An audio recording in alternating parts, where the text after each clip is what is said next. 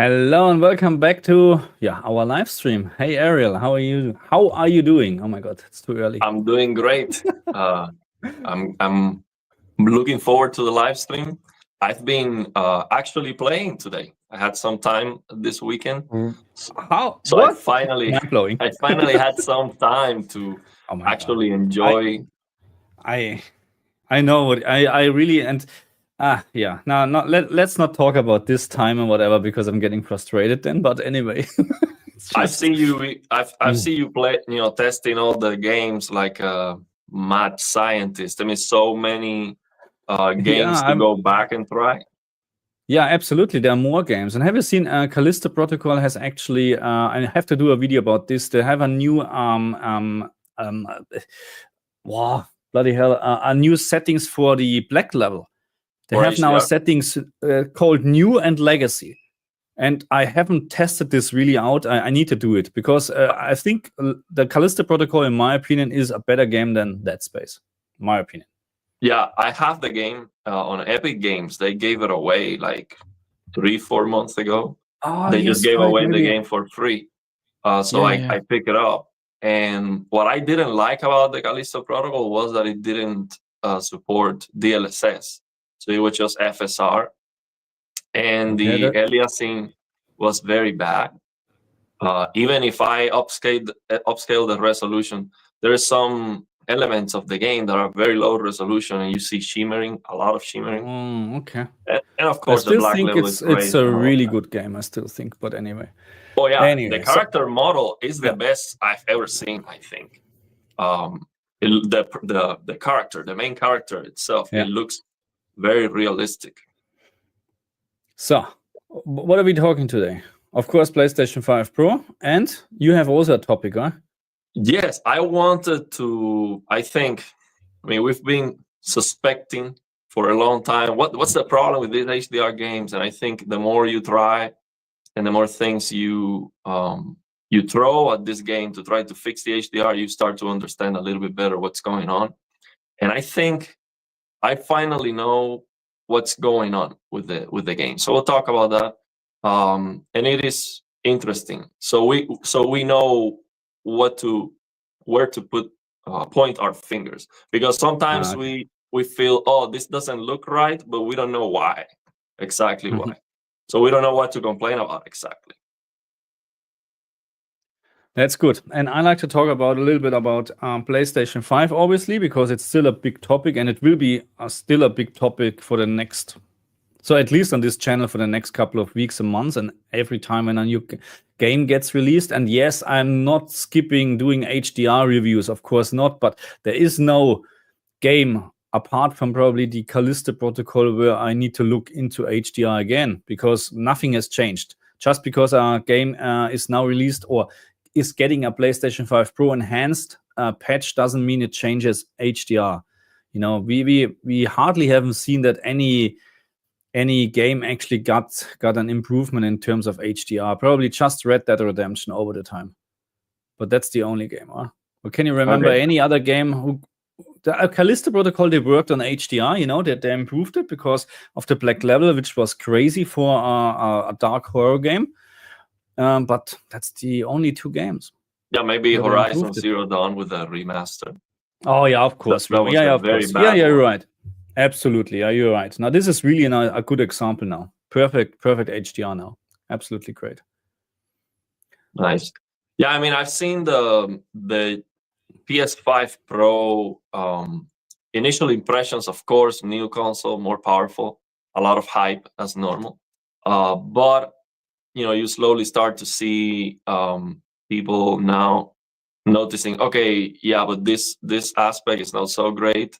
And I've seen you also now compare PSSR and noticing, okay, sometimes it's not actually great. But of course, we had the same issue with DLSS at the beginning. It was not great. FSR, it was not great at all. And I think PSSR is just FSR 4 beta. Yeah. So yeah, they're just trying to figure it out. Yeah, that's what I think. Yeah, the more you compare, the more you look very closely, the more you realize actually right now PSSR is not really the game changer I was hoping for. Not yet, because in my opinion, DLSS, for an example, on the PC is a game changer, to be honest, because in many games in almost all games where you have the latest DLSS implemented, you enable this, you have almost no aliasing anymore, and you have a much higher performance. So, and this is what you need, you know what I mean? You get actually a better picture quality out of it with a higher frame rate. And this was what I was hoping for with PSSR as well, but especially two games God of War and Gran Turismo 7. As soon you enable PSSR, you lose actually frames, and this is what I don't understand. Yes, we know that Upscaler also cost frames or 2 milliseconds of frame time or something like that. DLSS is the same story, but still DLSS is improving the frame rate at the end. It costs a little bit, but at the end it's improving. So why is this not happening with PSSR? Yeah, because the idea is even when the upscaling has a cost in performance, because you are lowering the resolution you're upscaling from, then you gain performance. So let's say if you lose 3-4% performance, you're gaining it back because you're lowering the resolution, scaling for a much lower resolution. But maybe PSSR is not lowering the resolution enough, or maybe the cost is bigger than what it should. Yeah, it's weird. And then we have in almost all games what I've seen so far, even Stellar Blade. Stellar Blade is a really good example how good PSSR can work, or maybe the game is not as demanding as other games or whatever, but it looks pretty good. It looks pretty good there, but still you have this very fine noise over the whole picture. Okay, very, very fine. In The Last of Us 2, I think The Last of Us 2, what I compared, it's very obvious. In Gran Turismo 7 as well, but not everywhere. This is really interesting. So it really depends on what texture, maybe if there's ray tracing and stuff like that. But in general, PSSR is adding this noise filter on the top. On top of a picture. And my question is actually, have you experienced something like that with DLSS in the very beginning of DLSS? Was there something like that? Yeah, I'm not sure exactly how that noise looks like, because you have to see it in front of you. I've seen the videos, but you only know when you see it on your big OLED screen, like 10 centimeters away. But I've seen a lot of noise on the games today. But the noise that I see mostly is on the reflections. Screen space reflections are looking worse today than what they used to look. And it's all about the lighting, the shadows, and oh my god, have you I'm working, so after this stream I'm going to work on Silent Hill 2 video, because I don't know, I need to compare this with the PlayStation, with the base PlayStation, but it looks awful now on the PlayStation 5. That's what I'm talking about. That's the kind of noise that I've seen a lot. Maybe that's for not the noise I'm talking. This is so bad. This flickering, shimmering on the screen space reflections, especially the SSA screen space SSR. Sorry, it's awful. And I don't know what they have done. And where's the quality control? You can't release it like that, really. But you know what I think? Because some of this, I've seen that issue mostly on games that support ray tracing. And I think the issue is, because we have ray tracing that's going to take care of the lighting or the shadows, then we don't have to put so much effort to manually, set up all the lighting and the reflections and all of that. And that's why without ray tracing, it looks so bad. Because you look at some older games that don't support ray tracing. Like, for example, you look at the Uncharted games, which have other issues, but a reflection in Uncharted looks like a ray trace reflection, because objects that are not on screen, you can see them on the reflection and it looks sharp and clear. Same with GTA or Red Dead Redemption. the reflections look very good, and it doesn't have ray tracing. So it seems like to achieve those results, they have to actually work more, and they are no longer working that much because now we have ray tracing. So it seems like if you don't use ray tracing now, it looks worse than it used to look. But but I need to do a proper comparison. It will be a quick video with Silent Hill 2, because it's so obvious, especially in the beginning of the game. But we have super chat. Thank you very much for this. Final Fantasy Rebirth is using PSSR confirmed by Digital Foundry. Thank you very much. So I actually on X yesterday, I created a tweet and I said that right now PSSR for me is kind of disappointing. And so there was also I wasn't sure actually if Final Fantasy VII was using PSSR, but I was mixing this up with Horizon, because Horizon Forbidden West and Horizon Forbidden West is not using PSSR, correct? But I think Horizon Zero Dawn Remaster is using PSSR. Well, I'm wrong here as well. So there's so much stuff, going on. I have no idea really. But Horizon Forbidden West is not using PSSR. They're using their own in-house upscaler thing. You know what I mean? So maybe for a reason, or maybe it's just because it's easier to implement. You know what I mean? So yeah, thank you for that.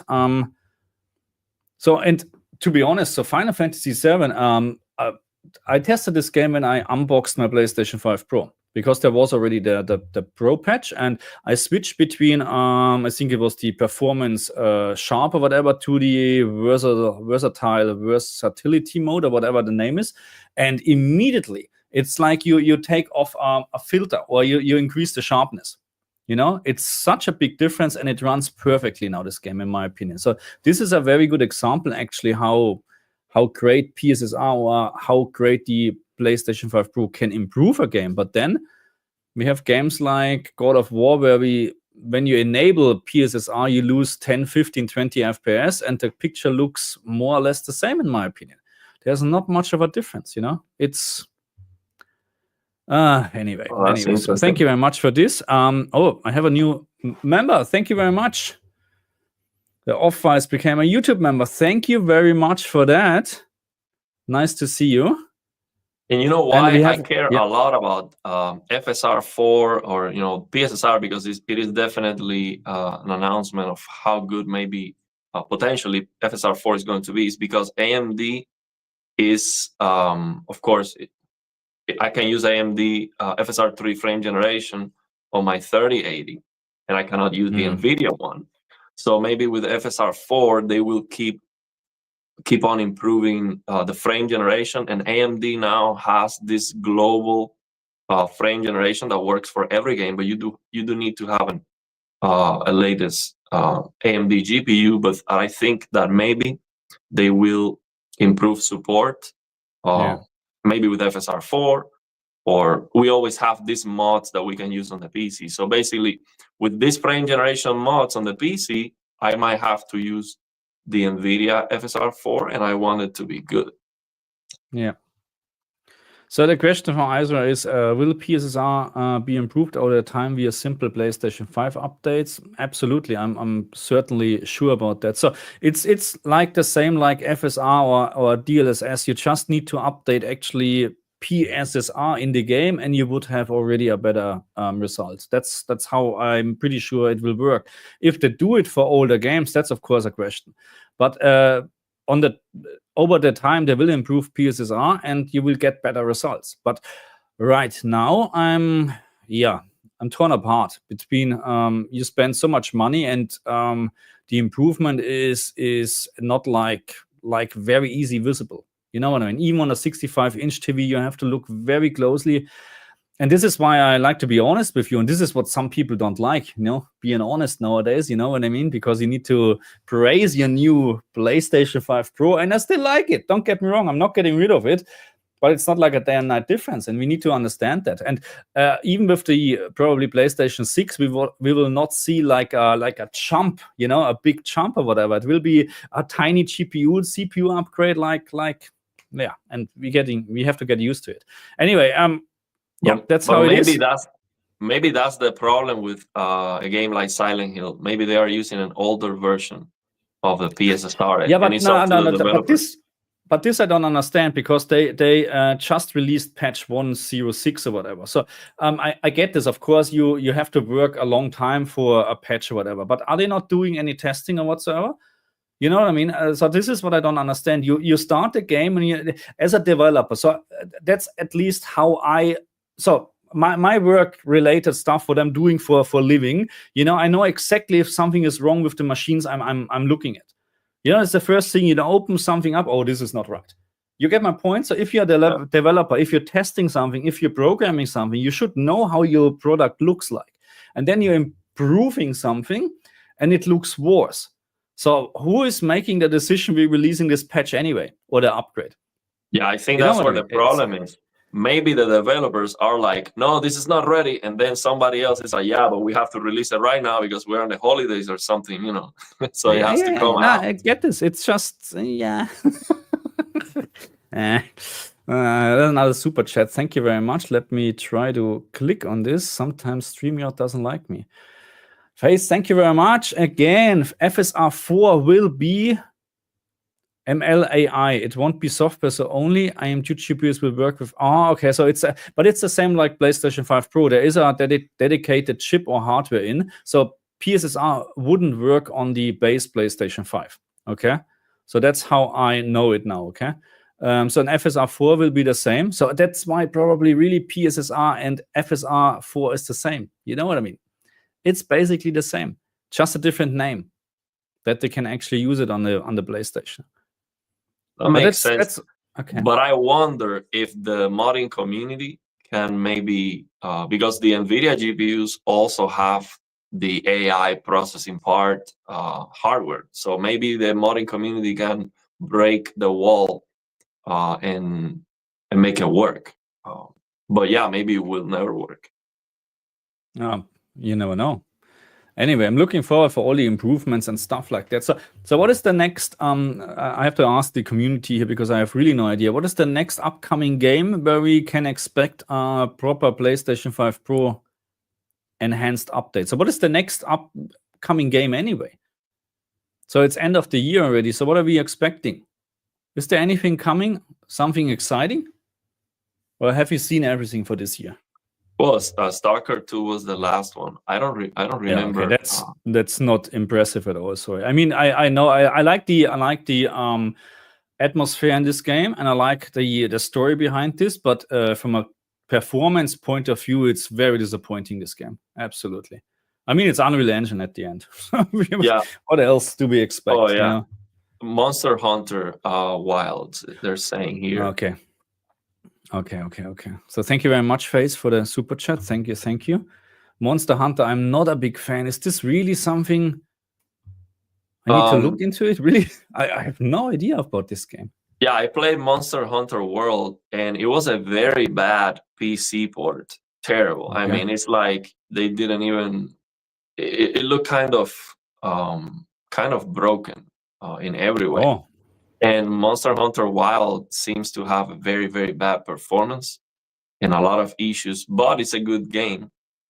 It's like I'm playing now Jedi Survivor, and it has so many issues, but I think it's a good game, so I'm trying to deal with it.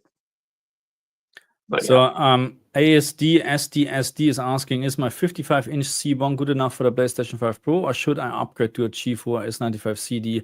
So if you have already a PlayStation 5, don't upgrade. Don't go with a PlayStation 5 Pro, in my opinion, yet at the moment. I would upgrade your TV, to be honest. Go with if you can get a 65-inch G4 or even bigger, you know, if you can, if money doesn't matter, you know. But this will be the more significant upgrade than going from the PlayStation 5 to the PlayStation 5 Pro. Especially when you come from a C1 to a G4, that's a big upgrade. Believe me, a big upgrade. Yeah, definitely. If you're going to get something different, get it bigger. So you get at least for sure that upgrade in size. There's a big difference between 55 and 65. It is huge. I am actually in love with this new 65-inch S90C. It is so awesome because I can sit closer, and I feel more immersed, and it's such a big difference. Now, on the other hand, if you are very picky with the defects that the games have, you're gonna see them a lot better now. And yeah, I need that I feel that I need an upgrade for my GPU, and I was not feeling that. Yeah. Because I can see right. now the problem. Yeah, I know. So you should actually. So our recommendation is now you buy a very cheap 24-inch LCD screen, and you're good. You're good to go. Everything looks 720p, 720p native resolution. Ghost of Tsushima. Yeah, when is Ghost of Tsushima actually? I mean, yes, it's a must buy anyway. Ghost of Tsushima is a must buy. But when is the release date? It's not this year. I don't know. It's not this year. It's a Ghost of Jote or Woke or something like that. I don't remember. Yeah. It's not Ghost of Tsushima. It's Ghost whatever. Yeah, I know. But Helldivers 2 is PlayStation 5 Pro enhanced. Really, I really like this game, but no one is playing it anymore. To be honest, or that's at least my feeling. It's everything is so short right now in terms of So who is playing Concord actually? Sorry, I have a bad Kojima game. What is coming? What is the next game coming? What about the new Assassin's Creed from Ubisoft? Is delayed until next year. Oh yeah, it's February next year. Oh, okay. And we have stop the phone. Sorry. Click again. Sorry, my bad. Saying upgrade your TV. He's right. For sure. Unless you have a 83-inch G4, then. Yeah, but it definitely makes the biggest difference, man. I'm sure a lot of people with a PS5 have a normal TV. Like I'm saying, like one of these, Walmart TVs or just a cheap or old LCD. And it is such a huge difference. Definitely get an OLED before you get the Pro. And yeah, especially this QD OLEDs from Samsung that have the Game Motion Plus, and FOMO has been recommending that too. He said he tried it more because he saw the hype. I was so excited to. So he said, "Okay, well, let me give it a try," and he liked it too. And that's why this is so annoying because I'm playing on my S95C when I have some time, and I'm testing on my G2. So the G2 has always VRR enabled 120 hertz. So you test Silent Hill 2 and you think everything is fine, or in terms of frame rate, and then you go to the S95C, no VRR enabled, and this is really interesting. The PlayStation on whatever knows what setting you had actually for what screen is really interesting. But no VRR, Game Motion Plus enabled, because I like the clear picture, but then you see all the stuttering because it's not fixed 60 FPS. So that's the thing with the PS5. You need those games that are locked to 60 and they don't drop. Yeah. Because as soon as you drop the frame rate a little bit, you're going to notice that big time. And I like to make this again. So I was thinking about doing another video about Game Motion Plus versus higher frame rate on the LG, but it's not possible actually to do a fair comparison because you can't record this actually properly with a camera. So the thing would be, if you now record a perfect fixed 60 FPS game, it looks absolutely smooth on YouTube because you record also with 60 hertz. But as soon you record, let's say 70, 80, 90 FPS, it looks like stuttering on YouTube. Even you have a higher frame rate, it stutters. So that's it's not fair. But I played Diablo 4 on the G2 like crazy because I like this game. And I played it on the S95C. And the game runs now with 70, 80 frames per second on the PlayStation 5 Pro, which is higher than 60 FPS, of course. But I'm not using VRR or going above 60 FPS on my S95C because it's still better with Game Motion Plus and fixed 60 FPS. That's the truth. Game Motion Plus is, in my opinion, a game changer. Absolutely. Yeah, I'm using it for all the games now. Yeah. I mean, almost everything I play, unless I can easily get 144 frames. It's a very old game where it's not demanding. Like, for example, Red Dead Redemption 1 runs very, very well.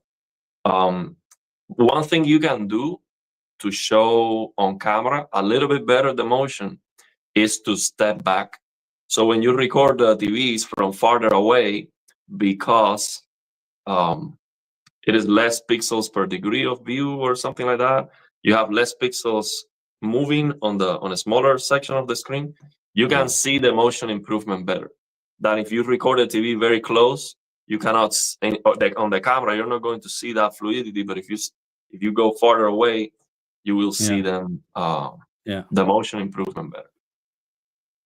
That's a question here for me. Hey Plasma, I have a 65-inch S90C as well. Why do you set sharpness to 0 in HDIG for gaming? So sharpness to 0 because I'm using console mode. I'm using console mode because I'm using Game Motion Plus. But if you are on PC and you use PC mode, then the sharpness is set to 10. Otherwise, it looks very blurry. Yeah. I don't know why this is the case with Samsung, because on the LG, it's always 0. Yeah. But this is something what I noticed immediately. It has to do with the full chroma 444 pass through. I don't know why, but yeah. So this is something interesting. What these guys are not explaining is that the bigger TV it has more latency and delay. This is not correct. No. So the difference with the bigger screen size is that the motion is going to look worse because you have the difference in pixels per degree of view. So for example, I had my 65-inch S90C at the bottom and the 55-inch S95C at the top. And moving, the S95C look better in motion, less blurry, because I am farther away and I have less pixels per degree of view. Yeah. So that's the difference that you're going to see, but the latency is going to be exactly the same. No difference at all. There's no difference, no. So basically, with bigger screen sizes, you need better motion. And with higher resolution, if you want to appreciate that, you need more frames, you need higher hertz, basically. So you can think of, to appreciate 8K, for example, you need 240 hertz. So 4K 120 hertz, 8K 240 hertz, it would be more like a linear improvement. If you still have the same frames and you're jumping to 8K, you're not seeing really that benefit that much. Yeah, I don't get this playing. I don't get this hype for 8K anyway. I mean, there is no hype really. I mean, I don't see this. You know, we not even having native 4K games. You know, and they're talking about 8K. What the, you know, it's just it doesn't make sense. I think it is. We will get there for sure, but I think the way we are doing anti-aliasing and DLSS and all of that, it needs to change, because if the game is blurry anyway, you keep increasing the pixels. If you don't see it, it's because there is something wrong with it. Because if we have raw pixels through 4K everywhere, not half resolution stuff, and everything looks blurry. When you really have 4K and you jump to 8K, it should look a lot better, like not even close. And if you don't see that difference, the problem is the game. And it's just blurry. So local iMusic is writing series. I have a LG C1 65-inch and a PlayStation 5. Is the Pro upgrade really not worth it? Damn, man. So I mean, I just honest with you. You know, I paid 1,400 Australian dollars for the PlayStation 5 Pro plus the disk drive plus the stupid stand. And I'm saying you, for this kind of money, it's not worth it, because the upgrade what you're getting is right now. It's just not, in my opinion. No, why? You can play all the games with, and some games actually with less issues, like Silent Hill 2. You know what I mean? That's the fact at the moment. I'm not saying that you don't have improvements. You know, Stellar Blade, Baldur's Gate 3 has also very subtle, nice improvements and runs slightly better. So there are improvements, but for me personally, and that's my opinion, of course, if you think it's worth 700, 800 US dollars, then go for it. I think 1,400, or let's say for digital version, it's 1,200 Australian dollars. If you're happy with a minor upgrade right now, for $1,200, then go for it. I think it's too much money. But again, over the time, I'm pretty sure when they're improving all the PSSR issues, or when they get rid of all the issues, and when we see more, or when we see games with developed with the PlayStation 5 Pro in mind, we will see a bigger gap. Hopefully, we will see a bigger gap, because otherwise, what's the point of having this upgrade? Let me answer this. AK 240 hertz plasma is a dreamer. Yeah, of course, we always want. 60, but let me tell you, I think it's around the corner, actually. And the reason is, wait for that 5090 announcement. I am almost sure that NVIDIA is going to have frame generation 4x. So you basically 4 times the frame rate. So AK for a 5090 should be possible, at least for the games we have right now. Of course, the games are going to get more demanding, and now 4K on the brand new game is going to be almost impossible. But for the old games, AK 60 is possible. So you 4x that, you have AK 240 hertz. So also, the thing, yeah, you go. No, sorry. Yeah, not only with the GPU, also I believe that 4K or AK 240 hertz, at least 4K 240 hertz TVs should come. I am not 100% sure, because for movies and stuff you don't need 240 hertz, but definitely monitors. So my hope is that Samsung, for example, has this Game Motion Plus going from 60 to 240. It would need a much more powerful processor, but I think that would be a game changer. That would be, 240 hertz, 240 FPS is the sweet spot when it comes to motion on an OLED. So if Samsung comes out with that, it would be tremendous, because I agree, because you just need the power for 60 FPS. Yes. So and you get 240 out of it. Yes. And people don't. I think some people, if you never have seen Game Motion Plus, so 60 FPS game, and then you enable Game Motion Plus on the Samsung TV, you don't know what we're talking about. It's really like you have a different screen in front of you. It's like it is. And this is interesting. Patrick Knapp is in Germany. He's saying I should get the G4. Every game looks fantastic. And I have an announcement. I'm getting the G4 actually, because I have such a great offer. I can't say no. And I'm going to replace the G2 here in my back. And I'm not quite sure now what I'm doing actually, because my wife said I have to sell our TV. That was the demand. I mean, she's not wrong. I have the CX, G2, S95C, and now the G4. I need to sell something, and it will be most likely DCX. But it will be most likely DCX, because I know BFI. That's the only thing what I can see what would benefit. But I'm not using it. I'm not using BFI at all. So that's, for me, it's not a use. And the G2 is just the better TV overall, in my opinion. So I will keep that. But it's not. Let's see. Maybe I can convince her to keep everything. But anyway, you can keep it on the garage or something. A garage. No, TV. You're not putting a CX in the garage. Come on. No. Let's see. So let me just go through. So apparently Helldivers 2 is still a well-played game. AC Syndicate just received Assassin's Creed Syndicate. I was thinking about a different game. Okay, Assassin's Creed Syndicate. I'm not sure if I ever played this. Yeah, I did. What was this? I beat that game. It's in London. It's Assassin's Creed. Oh, no, I don't think I played this. No. It's a good one. I like it. The combat was nice. Oh yeah, it was you. Yeah, I know. You guys have to answer. Yeah, I know we have to answer quickly. But there are a lot of comments, and it's a little bit hard actually to go through all the comments. But you're right. Yeah. But hey, you know what? What helps with comments? Super chats.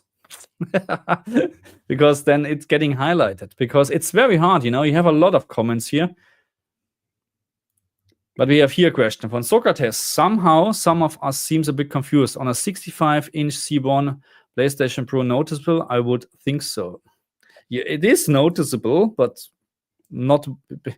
So again, I like to very honest. So if you sit 5 meters away or 3 meters away or whatever, 7, 8, 9, 10 feet or whatever, I don't know how much this is in feet. In most of the games, you don't see any difference. Because you're too far away. But what you may feel is that in some games, PSSR, when you enable it, like God of War or GT Gran Turismo 7, you lose frames up to 20 FPS. And that's something what I would say it's not nice, But I think one thing I don't agree with most people that get a big TV is that they wall mount it very high, so that they have to look up and they sit farther away. I think the best about getting a bigger TV is so you can sit a little bit closer, so you have your field of view more, immersed on the TV.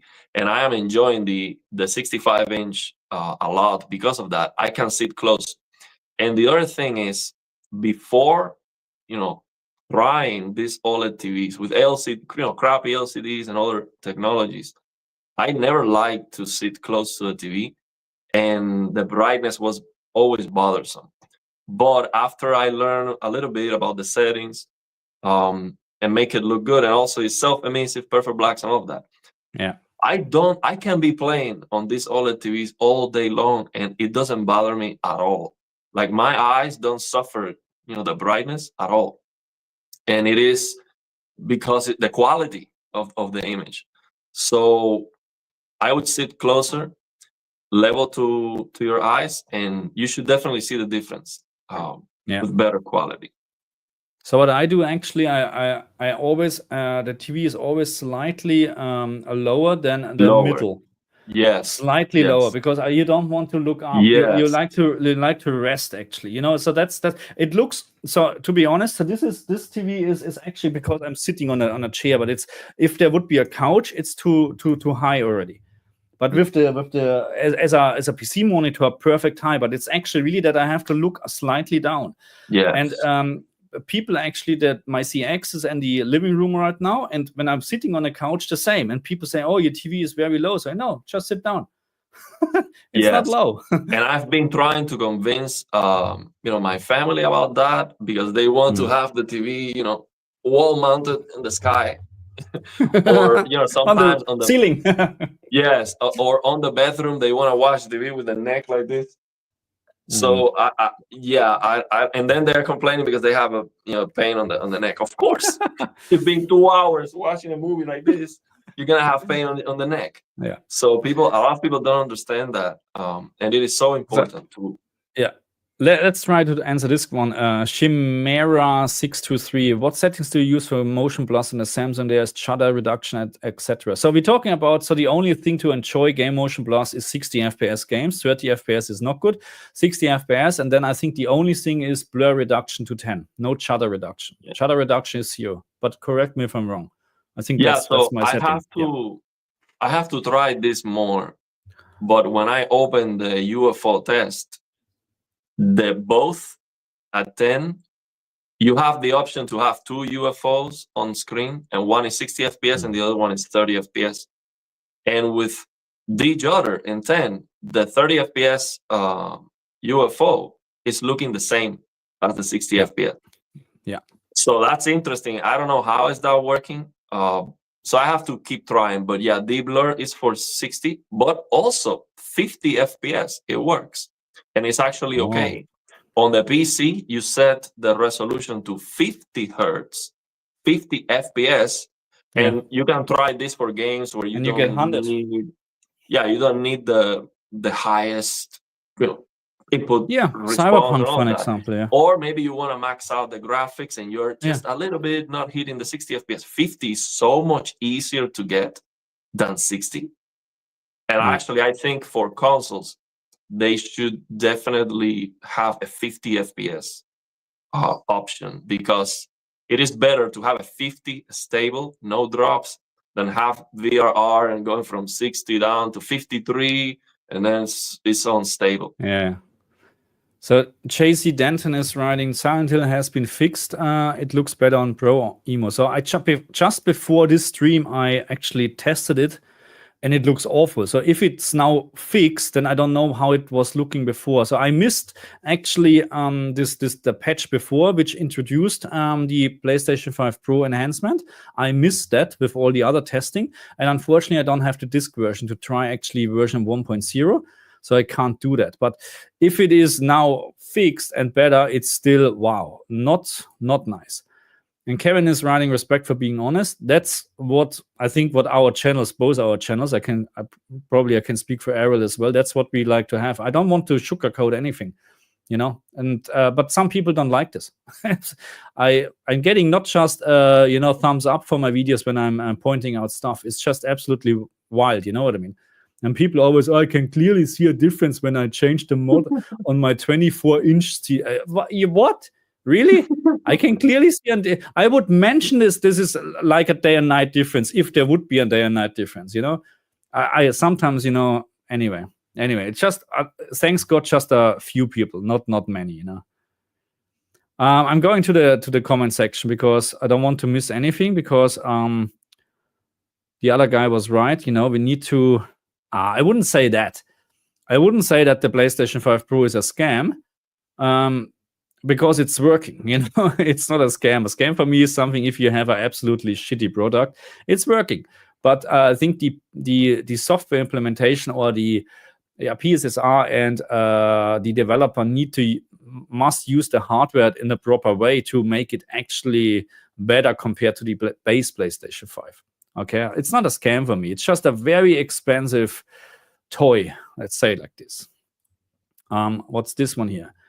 Game console versus PC input and LG OLED. I've been using game console for a while on my PlayStation 5 and my PC not to lose clarity settings for videos on PC. Heard mixed opinions about which one do you use? What game? The HDMI input on game console. Okay, versus PC input. So I'm using just the game input actually. To be very honest, I would need to look very closely into that. So even with the PC connected, I'm using game. I'm not using the full I think the reason why he wants to use that is because he's using interpolation to play games with the LG. Now I would use PC mode, and I would use BFI instead of the interpolation, because with BFI on PC mode, you can still use game optimizer mode and the input lag is going to be much better. But if you don't mind the input lag outside of game mode, then go for it.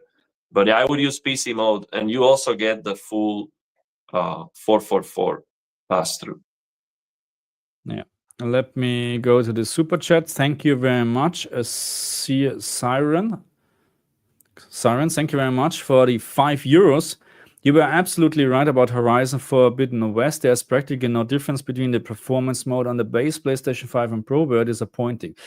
I mean, practically no. So the problem, as always, you need to zoom in like an idiot, to see actually. So there is a difference in terms of it looks sharper, and you have more details. But again, you need to zoom in to see this. You know what I mean? So that, and then on top, the problem is you lose actually frames per second. And I couldn't believe that. When I did my frame testing. And I recorded first, I think, the base PlayStation 5, and I had 70, 80 FPS in this scene where I recorded and compared. And then I did the PlayStation 5 Pro, and I had 10, 15 FPS or whatever less. And I was like, what I'm doing wrong here? I'm expecting more.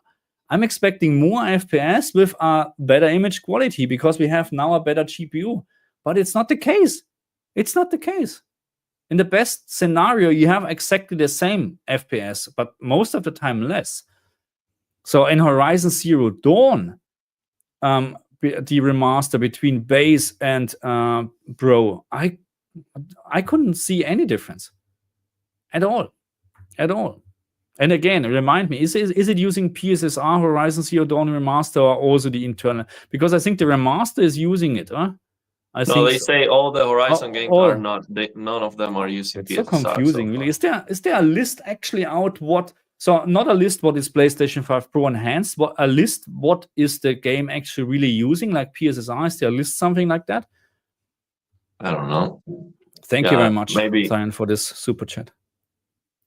Let me answer this question here. S90C here and PS5 Pro. Which HDMI black level setting I should use? Well, I tested this and auto works. So it has to work also on the PS5, because on the PC I set it to auto. If I change to limited, it will go to limited. If I change to full or full RGB, then it will change. So just leave it on auto. And when you have 120 hertz, the PS5 is low, so it will be limited, right? And then 60, you can set it to full. So basically, you don't have to worry about it. It will change. He is absolutely right. It's a skill issue. Guys are two people, yet you lag behind on speed compared to most streamers answering comments. My tip is to learn to make the answers a lot shorter. You guys just keep on talking. Yeah, I get it. But on the other hand, I would say that's how we do our streams. Yeah, but I've seen. You're right. He's right. I mean, I've seen like Asmongold. Right. He's like all day, every day answering comments, and the comments are flying one after the other. Of course, he has like 3 million. Better. But anyway, we are getting better anyway. No worries. You know, we're working on that. Okay. So, are there any more questions right now? I'm just going to the. There's so many comments about at least 65-inch. Yeah. Again, my opinion about upgrading PlayStation 5 or upgrading the TV is very simple. If you're coming from a CX, C1, and you're considering getting the PlayStation 5 Pro, but you already have a PlayStation 5, then don't even bother getting the Pro. I would upgrade the TV, because just think about it. So you're paying here in Australia at least 1,200 Australian dollars for the digital version, and that's a lot of money. And you, of course, a TV costs more. Of course, a good TV, the G4, whatever, is at least probably $3,500, 65-inch version. And I get that it's much more money, but you get a much bigger upgrade, a much, much bigger upgrade. It's not even comparable. The PlayStation 5 Pro is not. If people are asking me and friends ask me, should I get a base PlayStation 5 or PlayStation 5 Pro? I say, get the base. You can buy two. Yeah, actually. I want to comment on this. Silent Hill 2 uses raised black via Unreal Engine color grading. This is something that I want to talk about on this stream.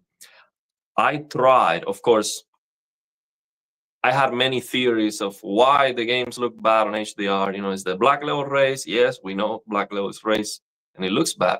But why is that? Why would the developers raise the blacks? Is it to make it more visible, so it looks brighter, so people with bad TVs can see the game? Or it looks visible on any TV, even if it's crushing blacks? What is the reason behind it?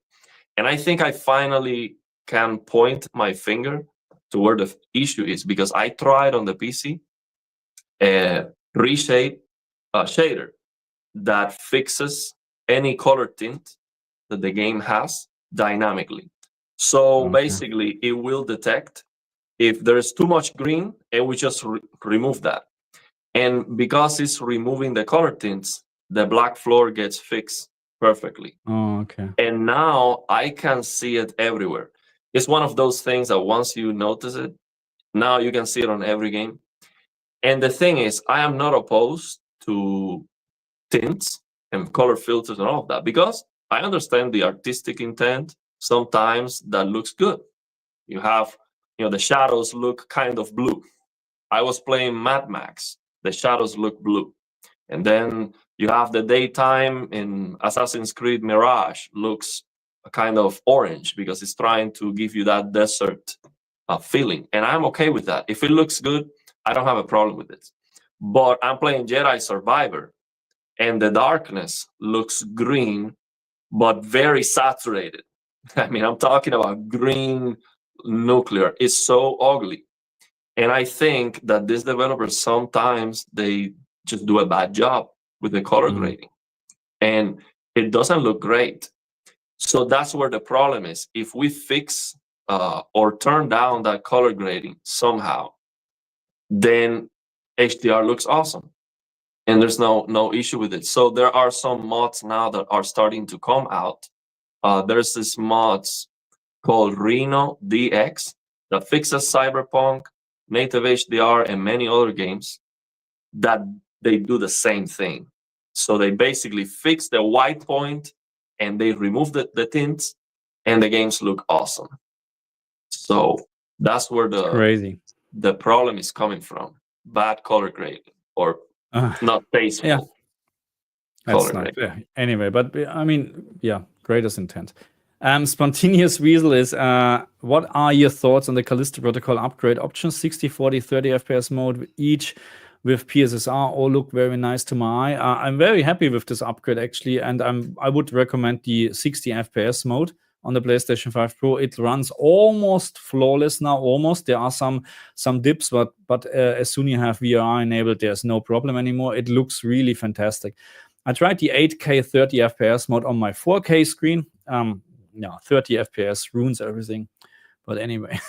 That would be a good game to compare with the PC version, because on the PC, we don't have DLSS and Callisto Protocol. So maybe the PS5 looks actually better and cleaner because it has PSSR.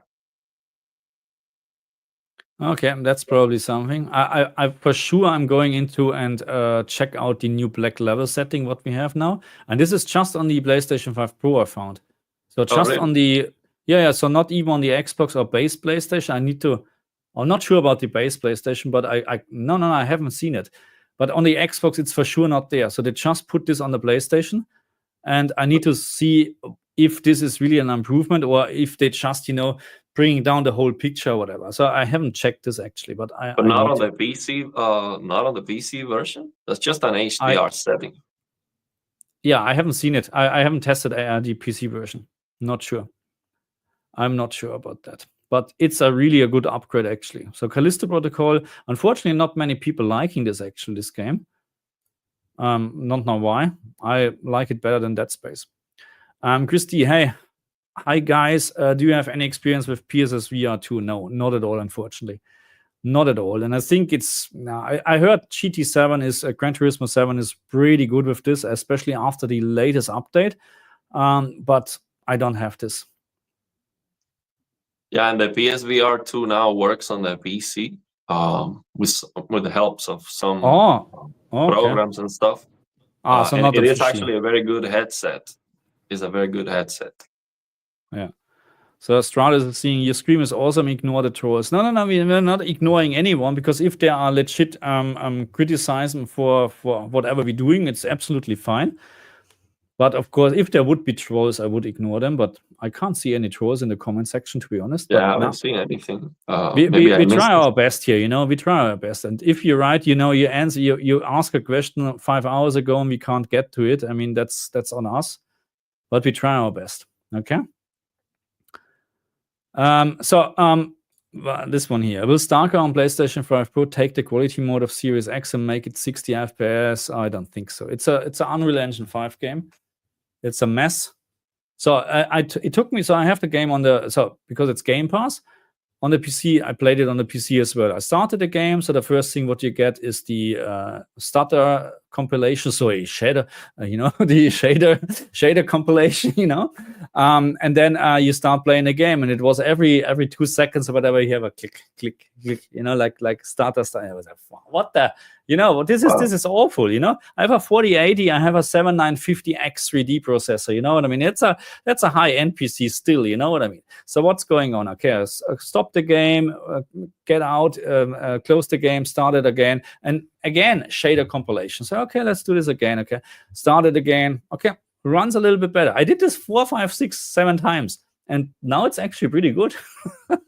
It's such a mess, really. It's such a mess, and this is why I rather, it looks better on the PC. There's no doubt about that.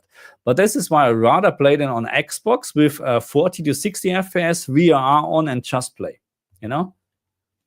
It's just but I don't know what they're improving. Yeah, if they're doing a good job. Yeah, I didn't even want to install it because it takes a lot of space. It's like 130 or 150 gigabytes. Yeah. And I'm not gonna play it. It doesn't run well enough. So it's difficult to get 60 FPS there. I think the game itself has a lot of bugs. Have you seen this? There are a lot of bugs. So the game itself, the idea behind this game is great. I like the idea behind this game. I like the setup. I like the atmosphere. I like the story and stuff like that. But the technical or the performance is, I don't know. Yeah, it's just, there's a reason why they delayed it, and this is, they should have delayed it again. But yeah, I don't know. It's just it's a disappointment, to be honest. But many people are playing it right now. How is performance in Final Fantasy 16? I don't know, to be honest. I haven't tested this game. Was there a PlayStation 5 Pro update? I'm not sure about that, to be honest. So back then the performance wasn't that best because it fell. It was even below 48 FPS sometimes, which is bad for the PlayStation 5 because then that's the PSSR range, which is, I don't know why they're not using anything else or AMD FreeSync or whatever. I really don't know. Does anyone know why Sony is not using AMD FreeSync? It's a HDMI limitation. No, it's not, because AMD FreeSync works with HDMI 2.0. I really don't get this. It's a software thing. It's just a software thing. You know what I mean? And you would have much better, like, what is the lowest VRR range on the LG TVs? This is 20? 20 to 120? Sure. Yeah. I'm not sure, but on the Samsung, I had to set it to from 48 to 144 on the CRU app when I was removing DSC to get DLSR working. But yeah, on the LG, I think it's better because the LG supports G-Sync. Is certified to support G-Sync, so it should be better. But I don't see any difference between FreeSync and G-Sync. No. Yeah, I mean the just the VRR of the TV, Samsung versus LG. Now the thing is, I never dropped that low on the frame. Yeah. So what is the best looking PlayStation 5 Pro game? The best looking. I mean, that's depending. Are we looking at image quality or are we looking at general? Because still Horizon Forbidden West probably tops everything. But when you look for a very, very clean and high frame rate game, then Stellar Blade is wow, really great. Final Fantasy 7 looks also awesome. There's so many games. For me, I didn't play Horizon Forbidden West.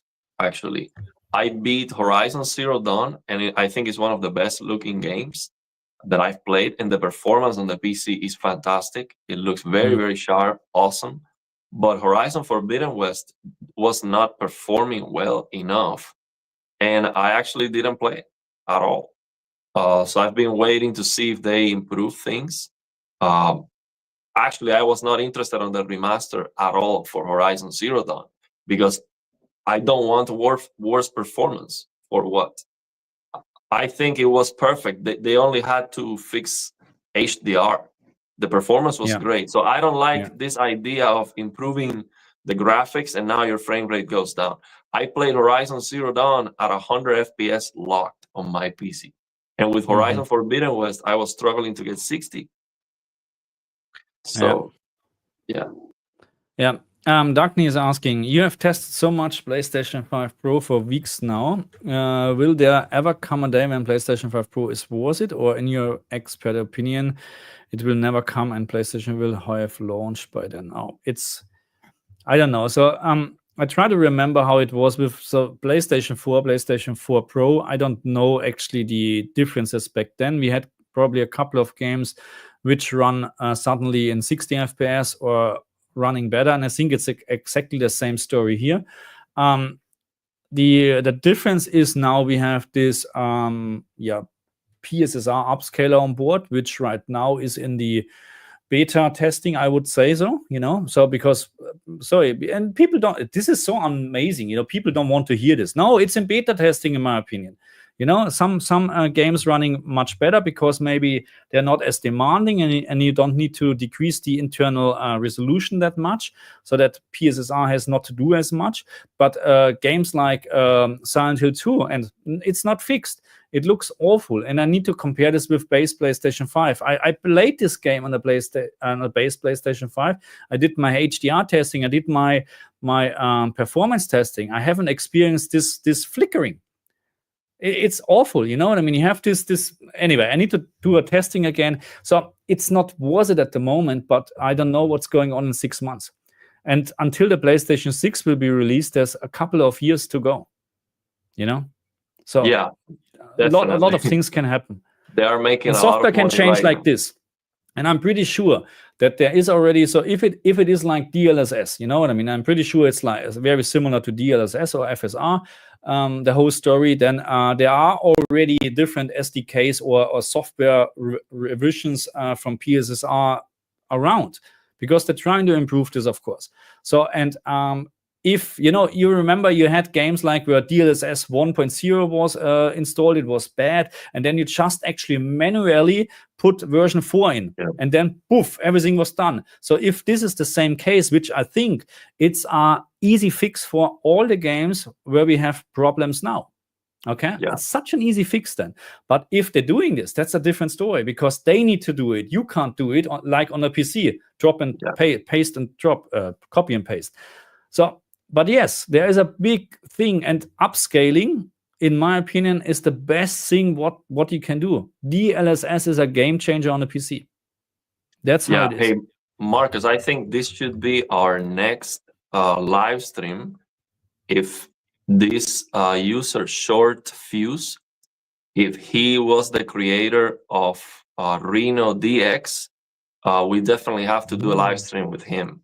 I'm telling you, you have to try this.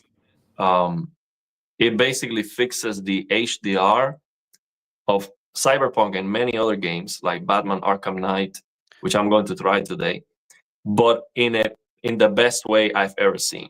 I'm talking about fixing, like truly fixing the HDR, and with a lot of options. So for example, if you want to keep a little bit of that creator's intent, but still fix the HDR, you can do that. You have some sliders to do that.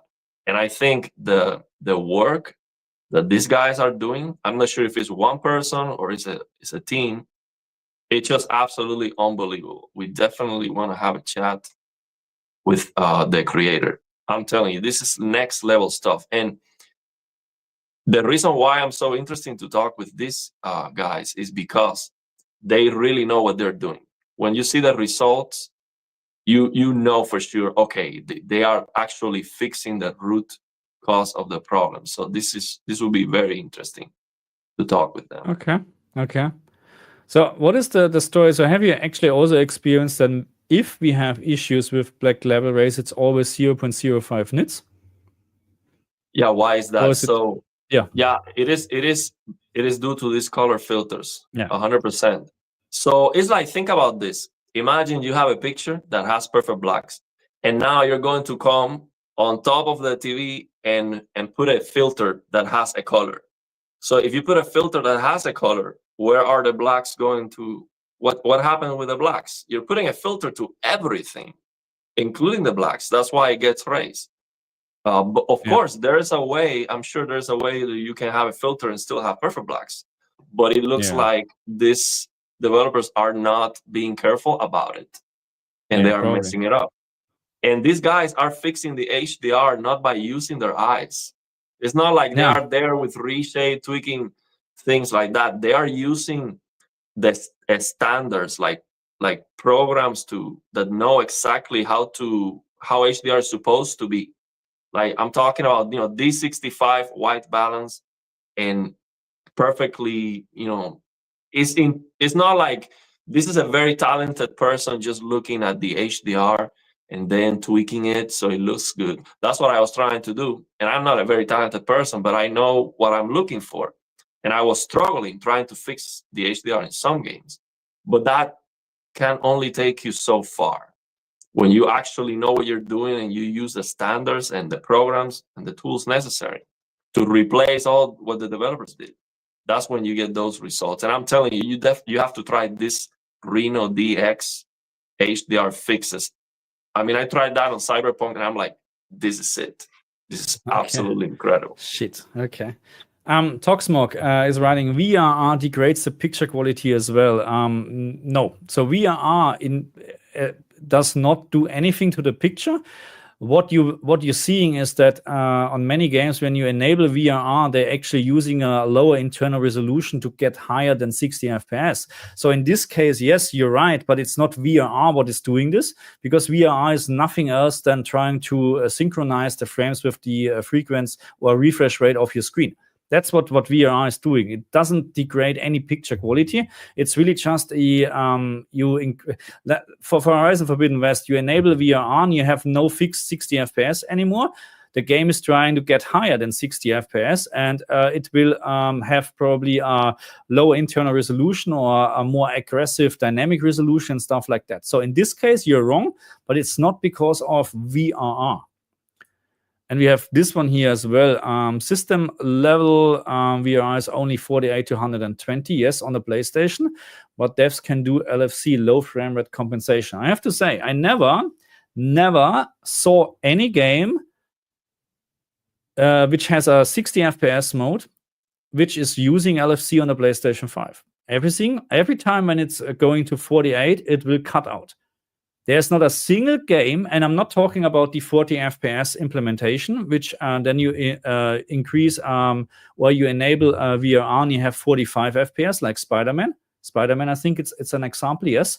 This is using LFC, clearly. But not any other game where you have a 60 FPS mode. Let's say Stalker comes to the PlayStation 5, and it will drop below 48 FPS, and it will drop below 48 FPS. I guarantee you will have stuttering because they're not going to use LFC. And the reason is because I think it's apparently not that easy to implement. So the Xbox has a very big advantage because it's hardware or software baked into the console already. The game doesn't need to do anything. Not at all. All what the console is doing this. PlayStation 5 is a complete different story, unfortunately. But I have to say about VRR, I almost never use VRR. And the reason, I think it's great, but the purpose of VRR is so you don't get screen tearing if the frame rate drops a little bit. But I don't think it is a good idea to use VRR and then have the frame rates fluctuating in more than 20 frames, because that's very noticeable. So I think it is always the best idea is to have as consistent as possible the frame rate. So basically, if you run a benchmark on the PC and the minimum frame rate you got was 60, I would lock the frame to 60 and just have 60 FPS locked all the time, instead of 100 and then down to 60, something like that, because it's very jarring. Yeah. The Digital Foundry claims Horizon Forbidden West is the best looking game to date on PlayStation 5 Pro. No one is saying otherwise. It's one of the best looking games you can play. In general, even you're a PC gamer, I think if you turn on the quality, what you get in place on Horizon Forbidden West on the PlayStation is just outstanding. That's my opinion. But in terms of picture or image quality, Ratchet & Clank is better because it's absolutely clean. It's so clean, this game is wow. So Horizon Forbidden West has still shimmering and stuff like that. But very minor, of course, yeah. Gameplays or average, okay. It's just reading through because you complained a lot about the comments, so I'm just going to the comments to see if there's anything what we have missed.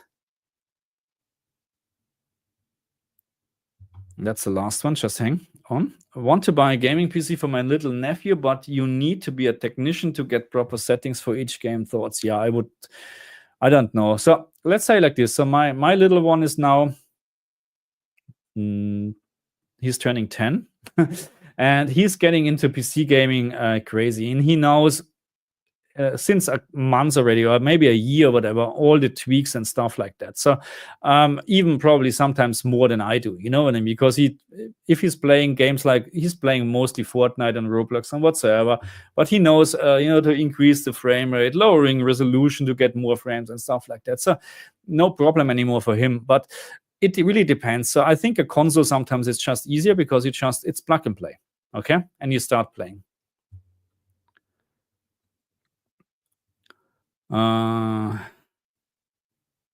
Grüße aus der Heimat. Hey, hallo. How is it in Germany, huh? Even 4090 can barely have minimum 60 FPS quality settings. RT really trains. Yeah, absolutely. Ray tracing is, or RTX in this case, is really, really demanding. And that's why I'm not a big fan of ray tracing in general. But again, and I admitted this a couple of times, Alan Wake 2, as soon you turn on ray tracing, it looks, wow, so much better. It's really crazy, but it's really demanding, unfortunately. Well, this comment is from the creator of Reno DX. You did try the Starfield fix that was very advanced on the PC? Yes, absolutely. I think these are the same guys working on this. Okay. So it's the same crew of people that are very good at this stuff. I'm not sure who worked on this one. Lilium, maybe? I'm not Lilium, sure. Pumbo, all these guys. Yeah, Pumbo, yeah. So he's saying that you can have perfect blacks and keep your tint if you want. The thing is that these developers, I don't think they really care or they try too much. And also I think that the way the games are designed on SDR, you don't have to, for HDR, it should be different. It shouldn't be just enable HDR and now it's brighter and you get the highlights and BD 2020. It should be a completely different approach, in my opinion, because for SDR, imagine you're recording with your camera, and to record the near black, you have to raise the gain of the camera, the ISO, and to record the highlights, you need to lower all of that or increase the shutter speed. So that's for SDR. That's because your camera is not able to capture the whole dynamic range. But I think for HDR, they should use a different vision, because HDR, you can have the whole picture below 1 nit and you can have a very good looking picture. See? So they shouldn't have to be adjusting. The games, sometimes they look like the exposure is being adjusted all the time. So you're looking at here, and then you change, you look here, and then it looks brighter. It's like a dynamic tone mapping going on that doesn't look consistent, in my opinion. So they should, for HDR, they should do a different tone mapping, a completely different HDR vision. is a complete different color grading. Yeah, it's a complete different one. Yes. But I can understand that, because you have to change the whole game. You know what I mean? So that's why they're just pressing one button and that's it. But I don't understand, because even Starfield is a very good example. When I started this game, so there was no HDR support on the Xbox. Or was it the PC? I can't remember. No, it was the Xbox. There was no HDR support on the Xbox, and no auto HDR support on the Xbox, and it looked awful. It was this crazy race blacks, even in SDR, greatest intent. On the PC version, there was auto HDR support, I think. Yes, I think because it was 1000 nits limited. You couldn't change anything, or there was just this contrast and brightness, but you couldn't get the HDR better. You're pointless. And I didn't understand why they're doing this. Really, it's so bad. It's so bad. And this mod, what he worked on, it's one click and it's perfect, in my opinion, and it looks so much better. Yeah. Give me a second. I need to this one. This is interesting. PlayStation Portal is now great after 4.0 update. Cloud gaming have no stutter and lag. So I read about this. You can now cloud stream PlayStation 5 games, even you don't have a PlayStation 5, correct? So before this, so just correct me if I'm wrong, because I was not very interested in this. But before this, you need to have your PlayStation 5 running, and then you connect with your PlayStation Portal per Wi-Fi, but then anywhere in the world, okay? And of course, it depends on your internet speed and connection or whatever, and you have more or less lag-free gaming, more or less. So how is it now? You don't need a PlayStation at all. So you just need games actually on an account, because that's actually like Steam. So wait, So what you're is it? saying that you have to leave your PS5 Yes. on? So you go to a trip to a different place, you need to leave it on so you can use it? I think this was the case when you like to stream the games. Yes. Wow. So maybe I'm completely wrong on that. So because I was not interested, because I thought, oh, you need to have the PlayStation running, or you need to have a PlayStation also, and you need to be in the Wi-Fi range and stuff like that. It was very limited in the beginning, and also just an LCD screen, as far as I know. It's not an OLED screen, so I was not really interested in this. But maybe this changes a lot now, you know. By the way, I would like to know more. Have you tried the streaming from the TVs to play games? I haven't. I know exactly what will happen. You know what I mean? It's just not as good. But I haven't tried it, to be honest. Maybe it's really a good experience now. But. And have you updated the firmware of your S95C? Absolutely. I wait always until Classy is telling me you're good to go, and I'm doing it. Because I did. Because I'm replacing the S95C because it has some audio issues, and I updated the firmware, and they changed a lot of things. The interface is completely different. I see new options like the Symphony sound, Symphony X sound. Yes. I see even a new option on the service menu, and it's kind of scary when you see that many changes. I've never saw almost any change on the LG TV with the firmware updates, but Samsung they do change a lot of things. Yeah. So Dagny is saying, please don't stop testing of coverage of color space in your HD analyzed videos. Yeah, I know. So the thing why I'm not putting this in sometimes is because there's no point to. So 99.999% of the games using the 709 color space, and that's it. That's why I was saying it would be a complete different color grading if you like to have a proper HDR implementation. But even then, people need to understand that most of the colors in the REC 709 color space are most of the colors what we're seeing are already in the Rec 709 color space. So there are, of course, few colors outside which are exceeding this color space, but don't expect suddenly that all the colors will be in BT 2020, because this would mean it's absolutely oversaturated. Skin color and stuff like that is absolutely within the color range. There's no problem at all with Rec 709, even flowers and stuff like that. No problem. Yeah, let me tell you, this is another thing I noticed. With this color grading thing, is on the PC with mods, you can increase the color saturation, but it looks very bad sometimes because you're also increasing the color saturation of that weird color grading. So if it was looking a little bit green, and now it looks very green, so it looks very ugly. But when you remove the tints and you have a saturation slider, you can crank up the color saturation more, and it doesn't look that bad. So this Cyberpunk mod, you have a saturation to increase, and it is wild and it looks very good.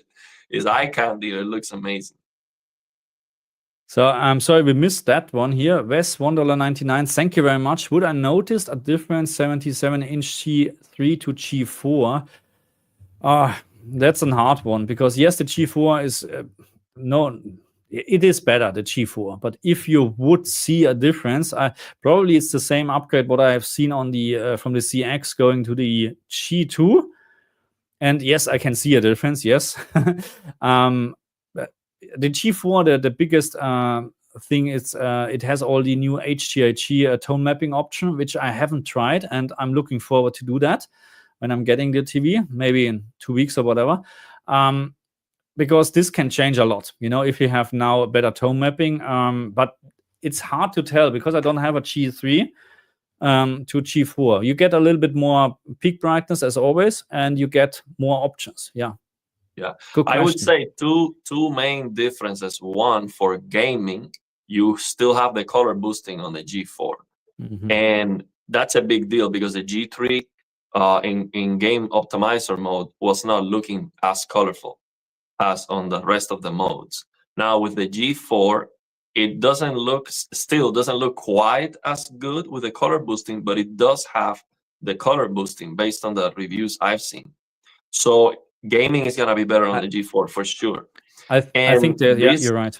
And these options that Marcus is talking about, I think they are great, especially for console gaming, where you cannot always change the peak brightness of the game. You can use tone mapping off or dynamic tone mapping, and you can get a more punchier game. For example, you have The Last of Us, 10,000 nits. That's not going to look very punchy because the roll-off is just too much by default on the rest of the LG TVs. But now with the G4, you can set the roll-off to be a lot later, so the highlights are popping more. They do not look as soft because the tone mapping is not that aggressive. So it is definitely, I would say it's definitely a big upgrade just for those reasons. Oh, I'm looking forward anyway. Yeah. Toxmog is Ryan, the Portal is officially a cloud streaming device. Yes, but was it not that you had to have a PlayStation 5 ready or whatever, or not on, but with this ready mode or whatever, or you just needed an account actually? I'm not quite sure about this, to be very honest. 4.0, you can stream from the cloud if you have a PlayStation Plus Premium. Shit. Okay. That's that on top. I think Premium is the highest one. That's, of course, I think here in Australia, $150, $160, $170 per year. I think so.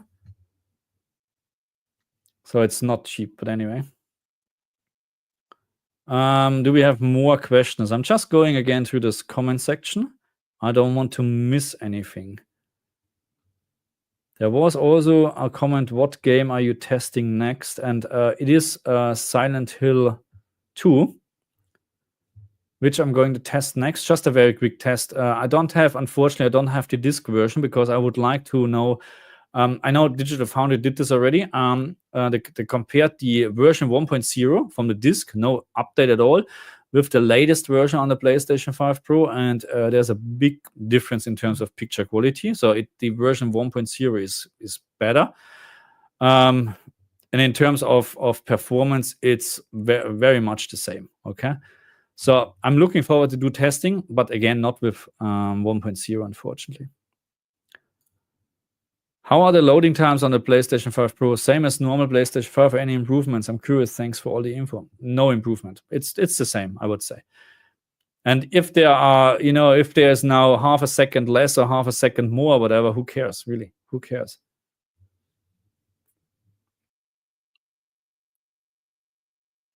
Yep. The G4 has the better game mode, for sure. The G4 has the better game mode. Absolutely. That's why I didn't get the G3 back then. When Tech with KG started comparing the G3 versus the S95C, I was really disappointed because the game mode looked very, very flat. It's the same here. So the game mode is very, very flat compared to the S95C because you have less color volume, not volume, color saturation, color volume. It's just not the same. Yeah, I mean the QD OLED. I'm blown away with the QD OLEDs. I was never, on the store they look terrible, and I knew it was gonna look better at home, but I was not expecting to be so impressed with the QD OLED. Is amazing, and also the one thing that has me so impressed is the screen uniformity. It makes such a big difference. Even black level rays looks okay. I mean, I don't like it, but it's not as bothersome. Like with my LG C1, as soon as I see black level rays, it was like, no, turn that off. Like it's like I had to fix that immediately because it was so offensive. But because the screen uniformity is so good, especially with this S90C, I think I got a golden sample. Everything looks amazing, and it doesn't need to be colorful or brighter. Just it looks so consistent. I'm blown away with the technology. It is, yeah. Silent Hill 2. Yeah, I'm looking forward to do the testing. AOC, that's the 27-inch 1440p 240 QD OLED for just $400 US, insane value. I saw on the Black Friday deal here in Amazon Australia the 32 AOC with 240 hertz, also curved display for 1,500 Australian dollars, and instead of 2,500 whatever. This is very expensive here, everything. And I was almost, wow, I would like to have a curved QD OLED. It's a 4K 32-inch 240 hertz, and I was like, oh my goodness, should I get this one? But no, better not. But it's probably the prices are getting very good for OLED, definitely. And I think monitors should be cheap like that, because you cannot compare. Right now, I saw a video, $1,000 for an MSI 4K 240 hertz QD OLED. $1,000. See, 32 inches, 4K. I mean, I got, of course, Black Friday deal, but I'm talking about the Black Friday deal too with the MSI monitor. This S90C was $1,000, 65 inches. Okay, it's not even close. So the value of TVs, especially on the US Black Friday deals, is so good that monitors don't make any sense unless you get a price like that, $400. Or something like that. It's not a no-brainer. Absolutely. Wes is asking, if I use filmmaker mode in gaming for color boosting on G3, is there still a difference? The difference to what? So lag. I mean, input lag. You can use the ALLM. That you have a checkbox on the G3, so to improve a little bit the input lag outside of game mode. And that's what I think what most people do with the G3. They use it outside of game mode, so you get a little bit more brightness, and you get the color boosting. But you would get better input lag in game optimizer mode. Not to mention that you don't have HGIG. If you do that, you would have to use tone mapping off, and then make sure that you select the tone mapping target. Very important. You have to go to the HDMI signaling override secret menu to change depending on the game. If the game is 1,000 nits, so let's say you watched the Gaming Tech video, HDR analysis, and he tells you this game is 1,000 nits, then you have to select Master in Peak Max CLL 1,000 nits, tone mapping off, and then do your or dynamic tone mapping if you don't want to worry about it. So first of all, Kevin, I heard about it's 5.5 milliseconds actually, so it's slightly slower. But I get your comment. There's no difference, It's the same. So maybe there is actually maybe a slight difference because we have a faster, we have more capacity on the PlayStation 5 Pro, which may lead to a faster drive, faster loading times may. Okay.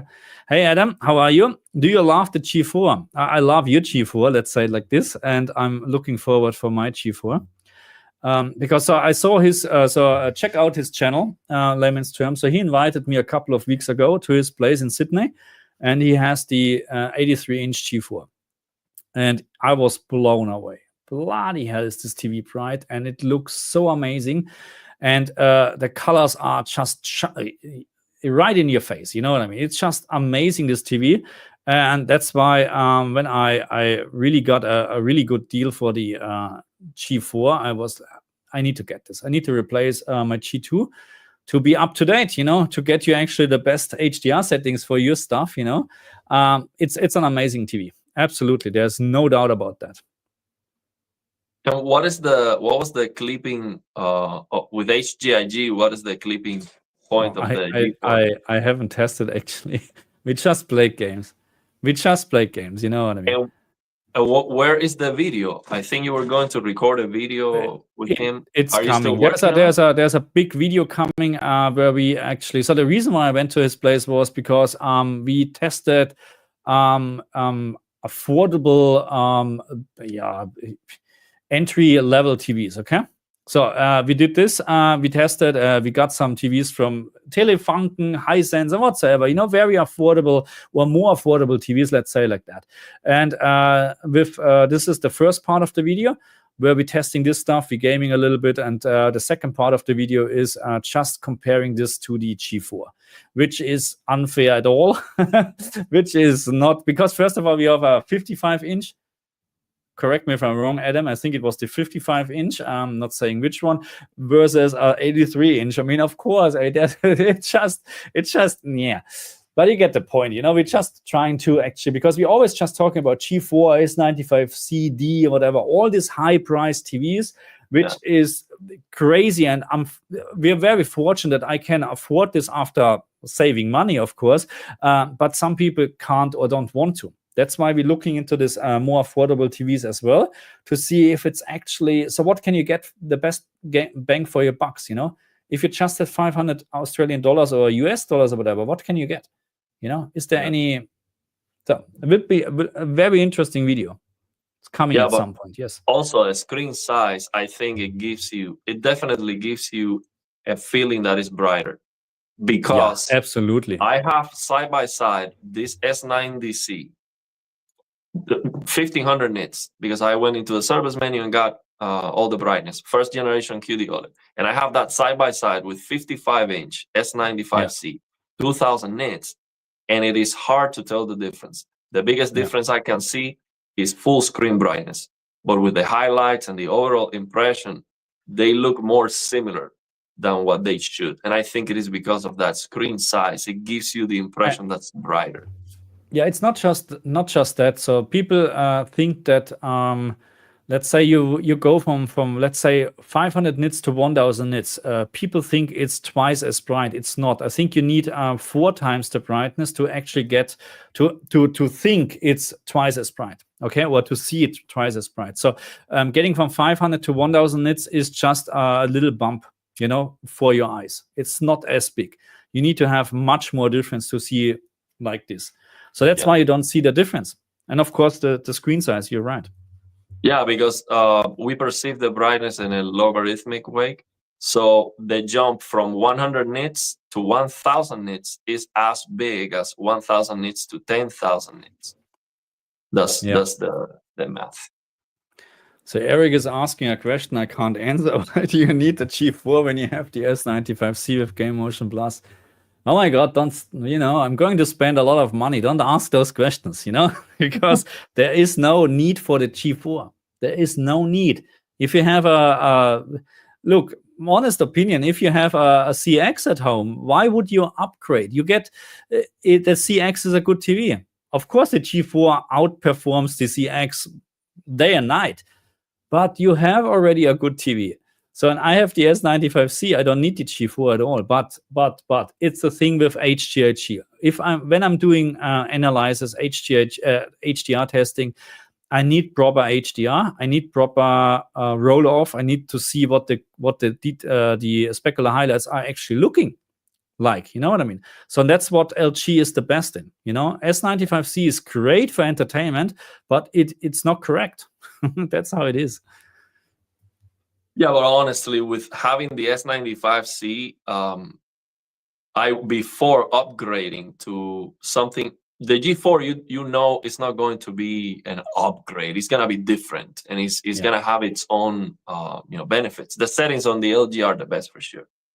But if you wanted a brighter TV, you can just go into the service menu and get more brightness. And the G4 is not gonna touch that. No way. So you get 2000 nits of QD OLED colors, and the G4 is not gonna come even close to that. So yeah. So Bruno is saying HDRG is trash. No, you're wrong. That's my only comment to this. So now that's the only comment. Full stop. So if QD OLED is a lot better, why there are a lot of gamers getting LG WOLED? So that the problem is, so there are two things to this. So the QD OLED panel is by far superior over the WOLED panel. No doubt about that. But then it comes to software, then it comes to settings, what you have. And LG is the better gaming TV, in my opinion, when you need those settings. Like the fine-tuned dark area settings. There's nothing comparable anywhere else. I haven't seen it. I don't know if Sony is offering something like that. But with the fine-tuned dark area setting, you really can fix games. If there's a HDR black level raise, you can, now fixing is the wrong word. You can mitigate the issue. Okay, you can make it better. The shadow control setting or whatever it's called on the Samsung is not a good option at all, because it's changing the whole into the mid-tones also. You decrease this and the mid-tones also go down. The fine-tune dark area setting is just, it looks like the last 5% from the picture, which is perfect. That's exactly what you need. So gaming, in terms of gaming features, the LG is still better if you need those features. But you're right, you have Game Motion Plus on the Samsung, and if a game has perfect HDR or you don't want to use HDR, oh bloody hell, yeah, Game Motion Plus is good. Yeah, I think the LG TVs are very, very solid, very good. Yeah. But the technology, the QD OLED technology is better. If you are in a dark room, though, if you're going to be with some lighting, I will get the G4 for sure. Even when the G4 has MLA, which has a little bit of raised blacks, but it's not a big deal. I've seen it on the store. It doesn't look bad. So Rise is asking, which is the best gaming LG TV? G4. Right now, you're asking for the best one, G4. That's the answer for that. What else do we have? And I have to finish soon, because we're getting actually some guests today, and I think I need to clean up a little bit at least. I think I should do this. But so chuck in your last questions, what you have. So in terms of what I can't, okay, Marcus, with all due respect, I think you've testing too much and all your tests have just blended in and you can't tell the difference anymore. In terms of what? And difference in what? What was the last thing I mentioned? Where I can't tell the difference anymore? I don't know. Explain it a little bit more. Oh, we have a super chat. Thank you very much. Jimmy Harrison, always good to see you guys. Thanks for the videos. You're very welcome. Thank you very much for the super chat. Thank you. Very, very welcome. How come the G4 is cheaper than the CX? Because the CX is not produced anymore. And if you like to get one, but it can't be cheaper. I would not pay more for the CX than for the G4. This doesn't make sense at all. You know what I mean? But if you have probably a store, I have seen this a couple of times. You have a store which has one TV left, which is already 5 years old. They're putting the price up like crazy for whatever reason. I don't know. Because, I mean, look, the CX, the biggest benefit from the CX is BFI, same as with the C1, you know, black frame rate in BFI. So it's if you like this, you know, that's why you have to get the CX probably. So maybe, but it shouldn't be. Yeah, it is a legendary TV at this point because LG stopped that feature. But yeah, it's not going to be brighter or have better HDR impact. But the thing is price, man. Everything comes down to price. And I think here in the US, the LGs are always more expensive than Samsung, almost always. And they are not better. They are not better when it comes to picture quality. So that's the problem. And then you have these crazy discounts from Samsung. I was not expecting to buy any TV this year at all. I thought, okay, I'm going to keep my eyes on the deals. If something crazy comes up, I will buy. But the prices are incredible. You know, you get $1,000 for a 65-inch QD OLED. I mean, that's insane. LG doesn't drop the prices like that. I didn't see it. So Darkney is asking, you have gotten like 4 OLED TVs now, but still no Sony. Damn, why just too expensive? For the value not worth it? Correct. That's how it is. And I don't consider Sony TVs as. I might be wrong because the thing is because I'm looking at the prices and I think Sony is out of, you know, what's going on here. I don't even know if there are good gaming TVs in regards of input lag, in regards of settings, in regards of gaming features. I really don't know because for me, the LG TV, all the time, if someone is asking what TV should I get, my answer right now is either S95C or LG G4. You know what I mean? So I'm not into the Sony world at all, but maybe I need to step in at some point. But yeah, for me, the biggest problem with Sony is that you cannot turn off any dimming. I mean, not any dimming. You cannot turn off ASBL, the dimming to protect. So basically, if you have a static picture, it's going to start dimming. You cannot turn that off even on the service menu. And you cannot get more brightness either. Like what you can do with the Samsung TVs, you can go and get more brightness on the service menu, which is crazy. That's so good. It's the reason why I was so excited to get these TVs, because you can get more than what you paid for. So that's exciting. If you don't care about that risk. But yeah, that's my thing with Sony. Yeah. Thank you very much for that, Rise. I mean, this counts for both of us. Not a question, but congratulations on the channel growing at the rate it is. Great to see you getting the rewards for your work. So that's for us both, because, Ariel also is growing his channel, which is good. That's how it should work, I almost 4x my income from YouTube since I got the TVs. It has been crazy. And a lot of people dropping donations and stuff. So I really appreciate that. So yeah, I'm very happy with. And the live streams have been awesome too. You guys dropping money here. Thank you very much for your support. Yeah. Oh, Jimmy Harrison said, Marcus, I just picked up a Sony A90K OLED, very good TV for gaming. Okay. So again, I'm not into the Sony world, so I'm not sure if it is really worse compared to S9. So probably, I don't know. I really don't know. I can't answer this. They are good TVs, but there's no doubt about that. So this is the thing, they're all the TVs, LG, Samsung, Sony, or Panasonic, if you have, they're all very close to each other. It's just about, WOLED versus QD-OLED, and of course the features what you get. So, and yeah.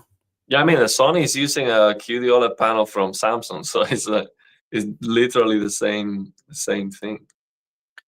You should try a Blacktail Requiem high frame rate mode on PlayStation 5 Pro.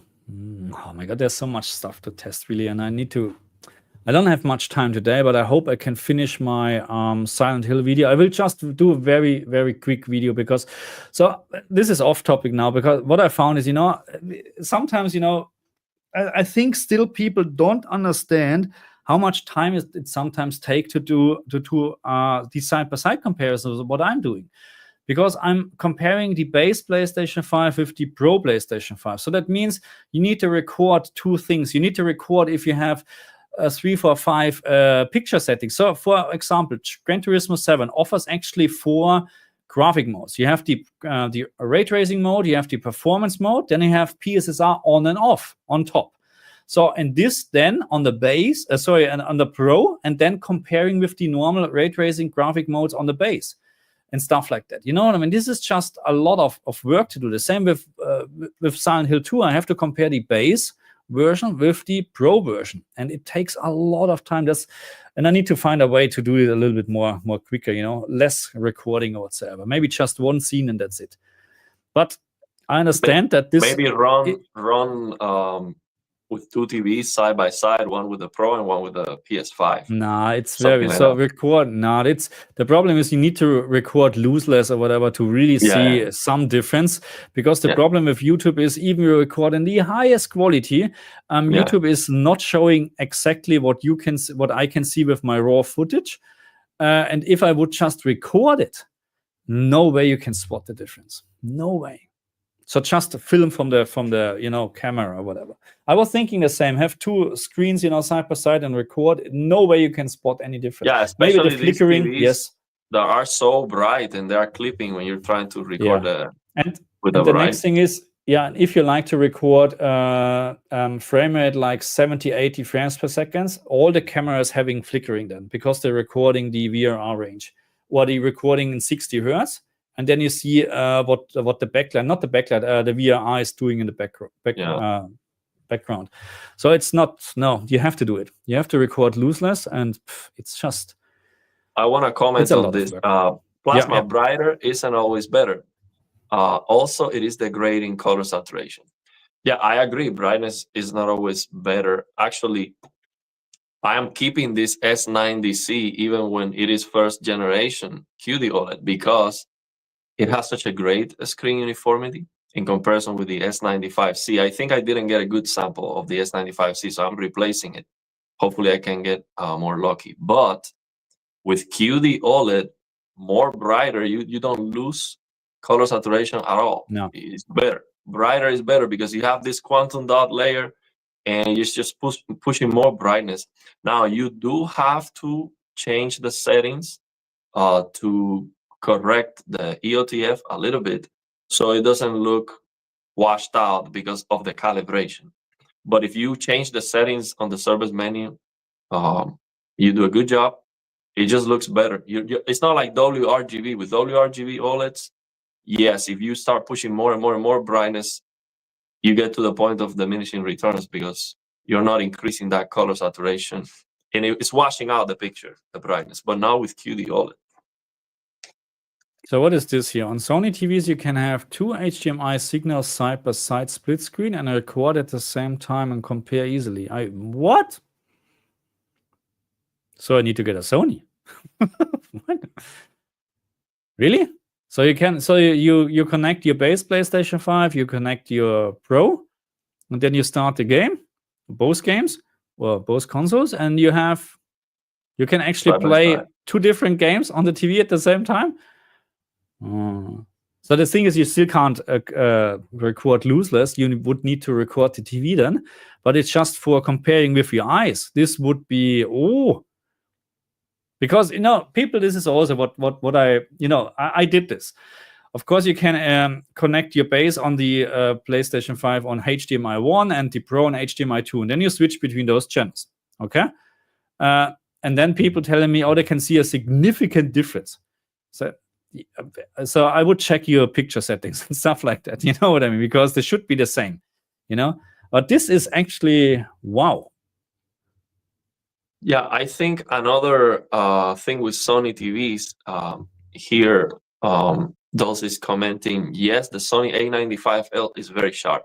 I think they also have some edge enhancement on all the time. Like Sony likes to do this, have some sharpening going on, which might look better. But I prefer, if I have the option, to have it neutral and then have, a setting that gives you some edge enhancement. That might be another thing that if you're coming from an LG to a Sony, maybe you notice that and you don't like it, maybe. I don't know. I've never seen it for gaming. Okay, right. Okay, you like to have a recommendation upgrade from the CX to the G4, but also go one step up with size. That's what I would do. If you have the money, go for it. So the CX is a great TV. Don't get me wrong, but the G4 will eat the CX for breakfast. That's how it is. And if you then also improve or go one size bigger, let's say you have, 55 to 65 inch, bam, it's the upgrade. Okay. Let me answer this question here. Sorry. Go again. How good is the motion on the LG C1 with low and medium are 120 FPS? So low, based on my testing, low reduces the persistence to 75%. So you can calculate 75% of 8.3 milliseconds. So at 120 FPS sample and hold, you have 8.3 milliseconds of persistence, equal to 8 pixels of motion blur when moving at 1000 pixels per second. So if you calculate 75% of 8, that number, that's the motion clarity you have. And then with medium, it's very easy. It cuts the persistence in half, so it doubles the motion clarity. So with AutoMotion Pro Medium, the LG C1 at 120 FPS looks exactly the same as 240. So those are those two. So and it works at 100. As a Tox mod, you're not wrong. We have a lot of kangaroos here. Yeah. And this one here, of course, Rise. Thank you, gaming. G4 65 inch it is. Okay, let me know in the next live stream or whenever you get the TV if you regret buying it. I'm pretty sure you won't. No way. You will. This is such a big upgrade from the CX to the G4. Unbelievable. Thanks for now to explain it to the wife. Yeah, okay. I can't help you with that. That's a different live stream. It's a different. She needs to be in the live stream. We need to, Oh my God, it's I don't know. So that's the WAF. The woman acceptance factor. That's the thing what you need to take into consideration. There's no way. Yes, it's a very high factor. Yeah, oh no, this. Oh, sorry. I wanted to comment on this one. So I think on the store, when you go to the store, the LG OLEDs look the best because of that black screen that's a mirror, glossy. In my opinion, they just look way better. But when you take those TVs on a dark room, QD OLED, it has that screen uniformity and the color vibrancy. And yeah, that's gonna win over most people, I think. Because when I saw those colors, I'm like, wow, this is this is something else. Even at the same brightness. So I also tested this. I said, okay, maybe it's just brighter and bigger. That's why I like it more. And I lower the brightness to be the same as the C1, and it still looks so much better. And I got it even lower than the C1. It still looks better. Yeah. So let's answer this one. Is there auto HDR calibration on LG for PlayStation 5? No, but but you don't need this, to be honest. I mean, you were talking about the HDR settings, huh? But from the console, you do this once and that's it. And it's very simple. Just follow the instruction on the screen. That's my recommendation right now. So also, talking about that, I want to comment because I've seen the HDTV test videos now that I have the Samsung QD OLEDs, and he gives fancy explanation about the tone mapping of the Samsung TV being different because it is not max CLL based and something like that. And here's the thing: when you open the HDR calibration app on the PC, or maybe even the PS5 system level calibration of that, the TV might still be using a 4000 nits target.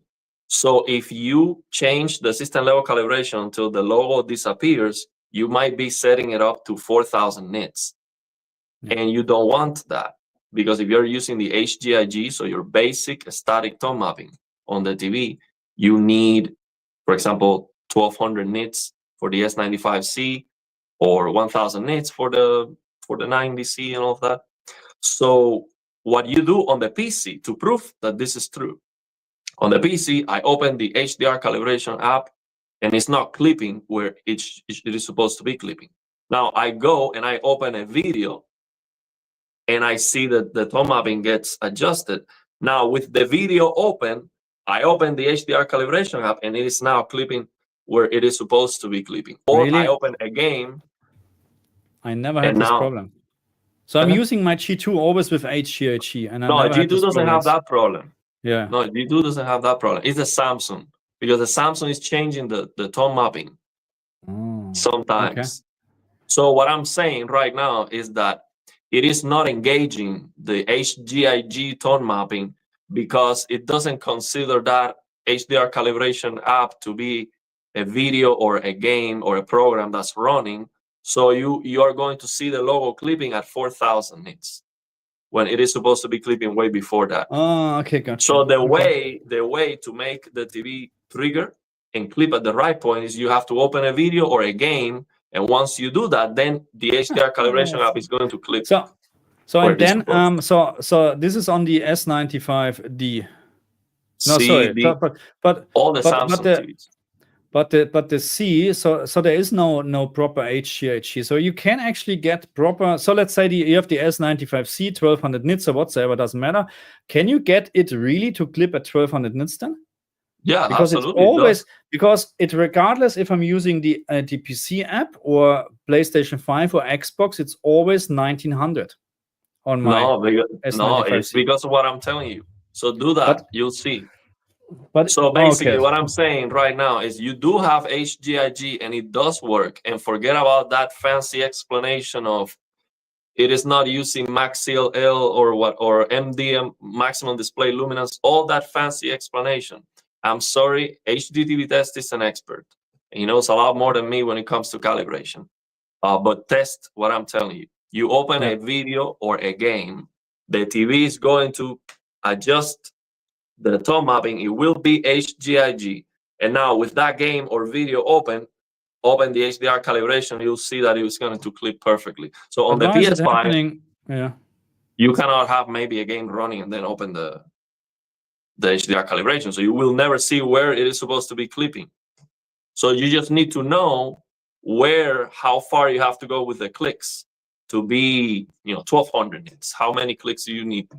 On the Xbox, you don't have that problem because you have the max CLL number at the corner of the screen, but when you press your bumpers and all the, it's still that I need to double test this because you're the first person actually who mentioned this. Yeah, that this is the case. But yeah, interesting. Anyway, it's almost 2 hours. I need to stop because we're getting guests today, and we need to prepare a couple of things. But this was again absolutely fantastic. I hope I can do I'm pretty sure I can finish my Silent Hill 2 video by this evening, in the night or whatever, because it will be just a very quick one. Because there's no point to talk 15-20 minutes about a game which is still broken on a PlayStation 5. But let me know what else you want to see. And I know at the moment it's a lot of PlayStation 5 Pro testing, and people also complained, why are you not doing Xbox games? Because what should I test? I started actually comparing, and I'm going to do this video as well, Dying Light 2, PlayStation 5 Pro Enhanced versus Xbox, and you will not like the result. That's all what I'm saying, okay? Because you spend so much money for your PlayStation. But no, but that's what I'm going to do. And this is also a video. I recorded already stuff, and I will release this as well. Anything from you?